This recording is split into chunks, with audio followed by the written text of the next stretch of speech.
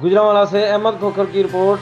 Corona virus ने दुनिया को अपनी लपेट में ले रखा है। मौत का सिलसिला भी जारी है। तमाम कारोबार बंद होने के साथ साथ दफा 144 का भी नफाज है। दफा 144 के नफाज की वजह से शादी ब्याह और हर किस्म के इज्तिमा के साथ हर किस्म के मजहबी त्योहारों को भी बतौर हजूम मनाने पर पाबंदी है। मस्जिदों में नमाजों और जुम्मतुल मुबारक के मौका पर भी इज्तिमा पर पाबंदी है। इस तरह दुनिया भर में मसीही बरादरी का त्यौहार ईस्टर भी बड़ी सादगी से मनाया गया। कहीं भी लोगों का हजूम देखने में नहीं आया।